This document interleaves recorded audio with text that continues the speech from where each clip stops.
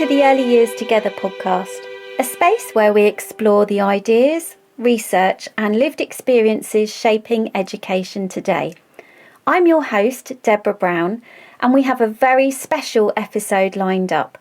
Before we get going, I'm absolutely thrilled to be asking Dr. Jacqueline Young some questions around her fascinating research, which is titled, Why Don't Fish Have Eyelashes? Understanding the intersections between creative thinking and disadvantage in early years education in 2 schools located in areas of high deprivation. Jacqueline, your work adds valuable insight to the early years sector, and I know we're really interested to hear more about what your research is and what it has revealed. Well, Deborah, what an introduction. Thank you. Shall we tell everyone how many times we had to re-record that intro to get the very long-winded title right? So thank you. I'm really excited to be here and to share my research with you all today. And I do know the listeners are going to be fascinated by your work. So Jacqueline's thesis combines together 2 powerful themes that are rarely explored side by side: how we understand disadvantage, and how this intersects with young children's creative thinking. In the episode, I'm going to ask Jacqueline about what she discovered when she stepped into reception classrooms whilst gathering data for this project.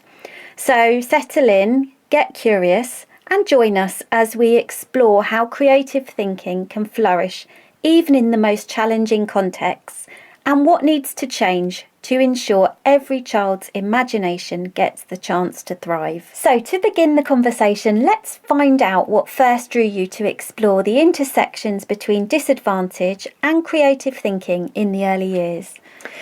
So before I joined the University of Sussex, I spent many years working, as I know you did, in schools. And the attainment gap between the richest and the poorest children is a constant topic of conversation in schools. Every school is still expected to make closing that gap a priority. But when I moved into working at the university and I began reading much more of the academic research around this area, something really struck me.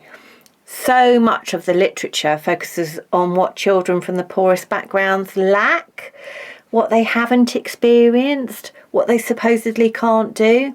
And that has never really sat comfortably with me. In schools, I'd met so many teachers who talk passionately about these same children's strengths, especially their creativity, their flexible thinking, their ability to approach problems in original ways. Yet I just wasn't seeing those strengths reflected in the research base. It's that disconnect that really pushed me to look more closely at how these 2 areas intersect and to ask different questions about what children can do rather than what they can't. Professionally, I've seen those kind of narratives play out in education, children being positioned in particular ways.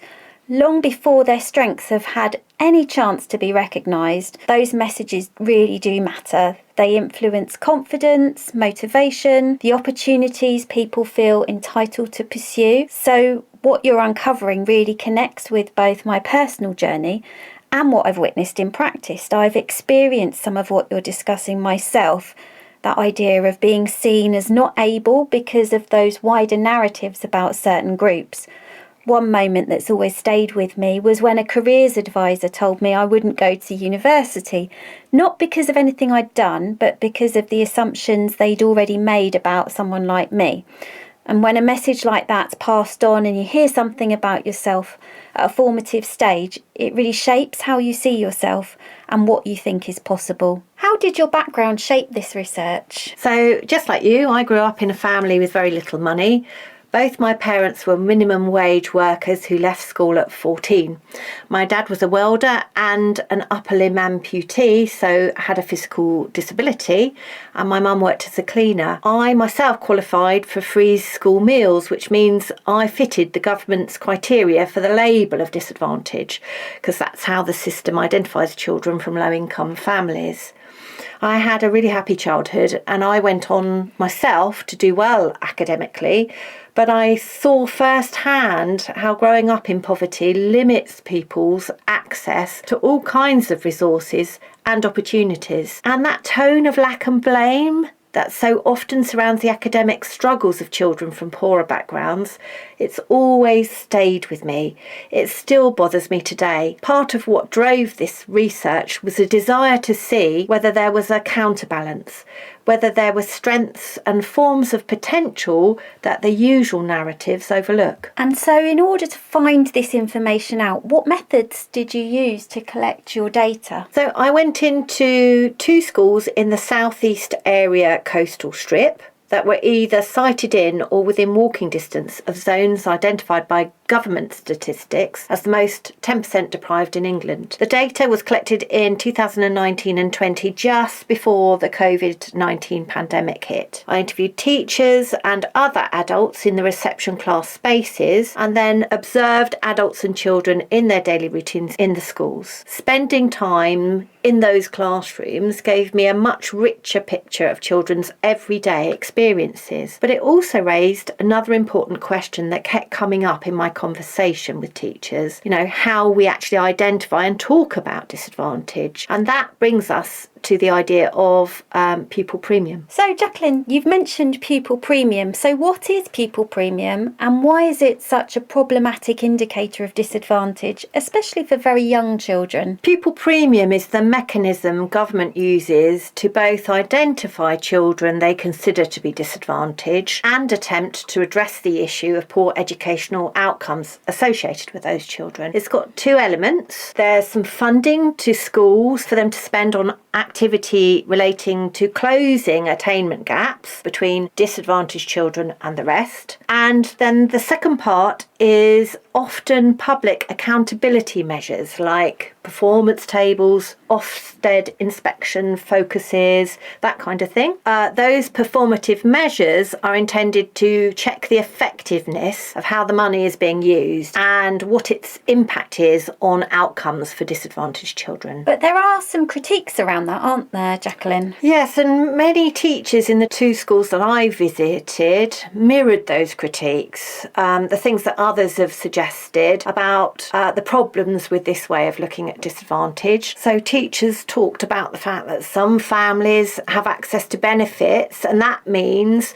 that they're actually not quite as poor as some families who don't have access to those benefits. So the poorest children aren't always included in the statistics when you're looking at free school meals and access to benefits. Also, pupil premiums requires a parent to fill in a form in a school, and many parents might not do this, either due to the stigma associated with poverty, which we've already discussed a bit, and also because they have literacy issues themselves. Or sometimes it might be because all of the youngest children in a school today automatically get free school meals now. So why bother filling a form in if you don't have to and there's no real immediate benefit to you and your family? Many teachers also discussed other things that might disadvantage a child that this type of label doesn't really consider, things like exposure to trauma or family breakup. And one of your main findings related to pupil premium policy, didn't it, Jacqueline? So yes, it did. It was clear that despite critiquing the policy, each school constructed much of their school ethos and value base around expectations set out in government pupil premium policy, and that they prioritised this over other pedagogical expectations set out in the early years curriculum framework around supporting children's creative thinking. And what are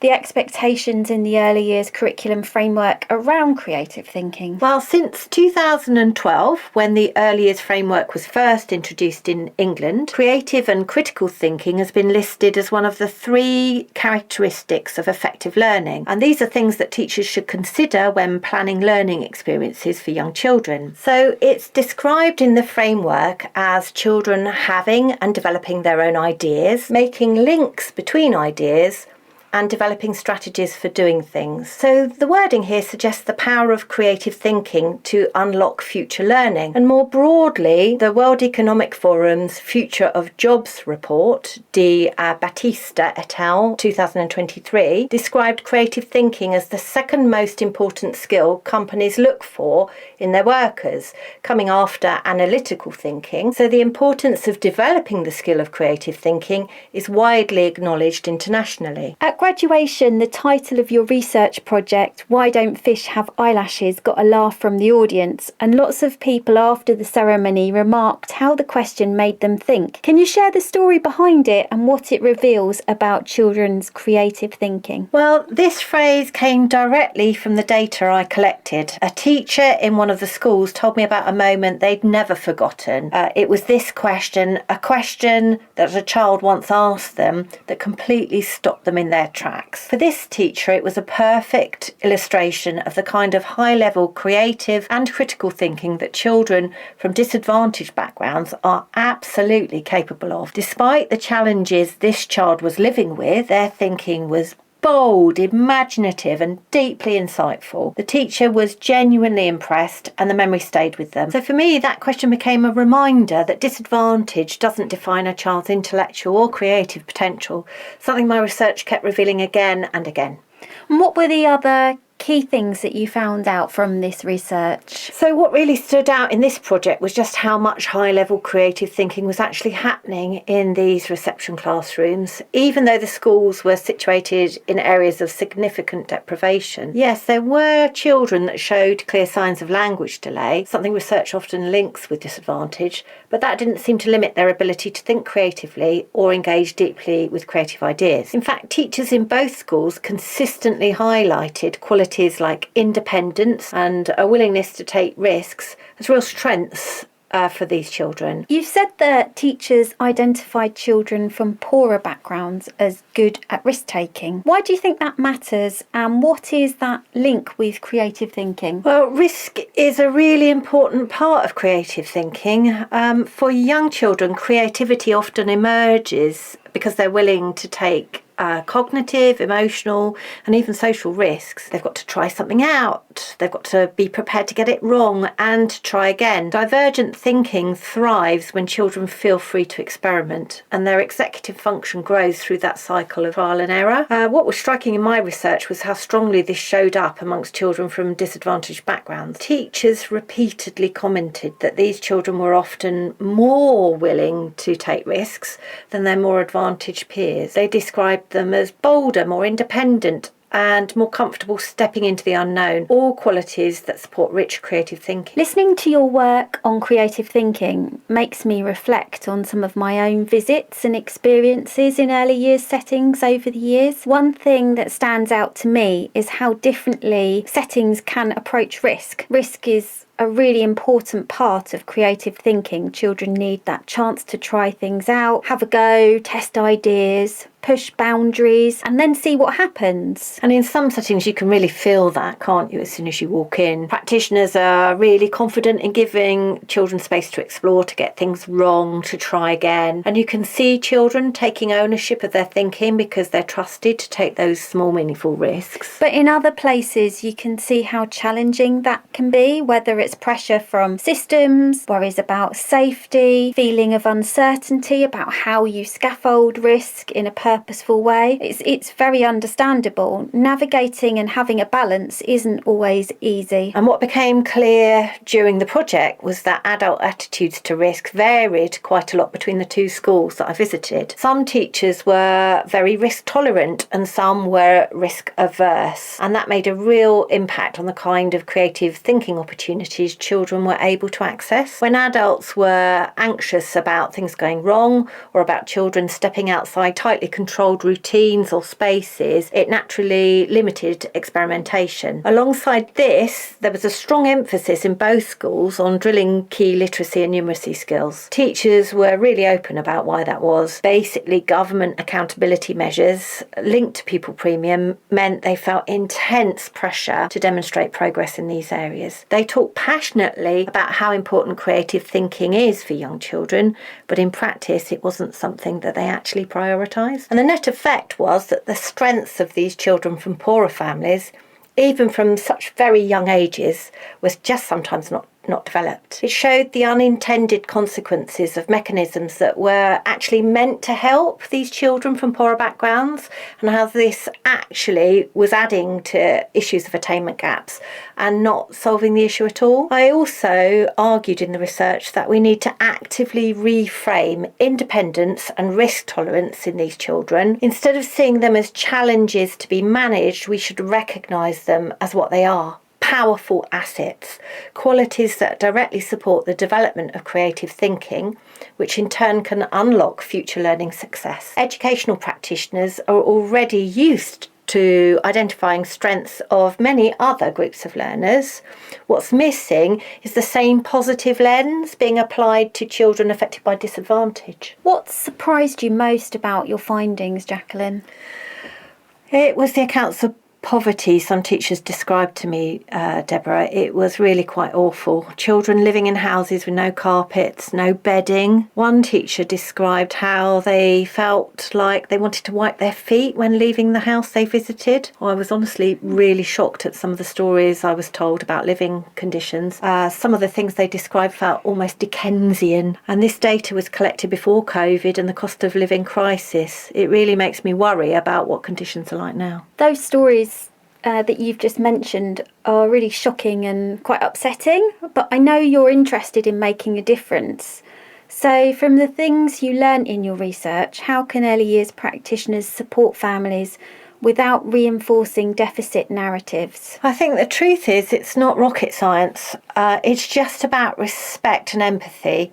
We're often so used to the political and economic systems around us that we barely notice them, but they really shape people's lives in huge ways. Economic and social inequality means that not everyone or every family starts with the same access to opportunities or resources. So pinning the blame on individuals is not only short-sighted, it doesn't really help solve anything. Children from disadvantaged backgrounds have positive skill sets and knowledges and understandings about the world that have value if we just take the time to watch them closely and build on these skills and understandings. You talk about risk-taking as a strength. Let's have a think about what practitioners can do to encourage this positive characteristic and also get children to apply this to their creative thinking and learning. So they might want to try this reflective exercise or even use it as a prompt in a staff meeting. Here's how it works, and if you're listening at home, you could try it yourself now. So take a quiet moment to think back over your practice this week. Choose one interaction, one activity,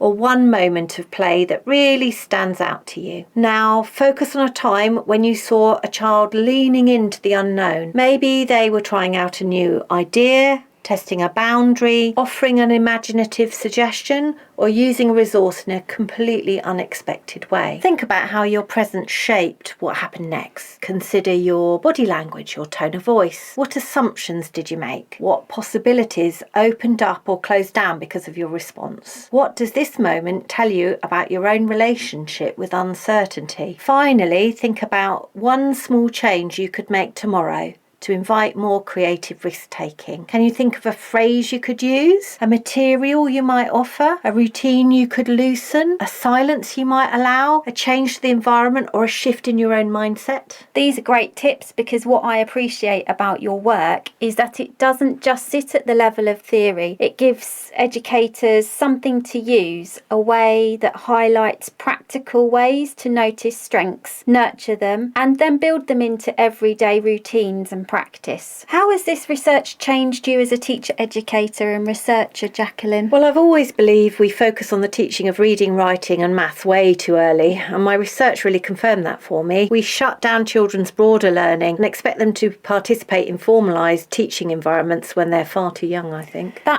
We know that across much of Europe, children aren't expected to take part in formal structured learning until they're older, often around the age of 6. and in some Nordic countries, not until they're 7. And between the ages of 4 and 6 or 7, children spend their days playing, exploring, building social and emotional skills rather than sitting down for more formal lessons. They're immersed in environments that give them plenty of space for creative thinking and imaginative activities. Yes, they're very different spaces from what you find in the UK, where children begin formal schooling at just 4 years old. And the increasingly formalised nature of early years childhood curricula here is widening the gaps in attainment, I feel, for the youngest learners. When children are pushed into structured learning too early, it can limit the very skills, things like curiosity, creativity, confidence, the very things that would help them to thrive later on. If you had one message for policymakers and one for early years practitioners, what would your messages be, Jacqueline? I think in terms of policymakers, I'd say to them that the policy meant to support children from poorer backgrounds just isn't working and it needs reform. The direction of early years curriculum policy in the last few years has also been moving away from play-based learning in those younger age ranges, and this trend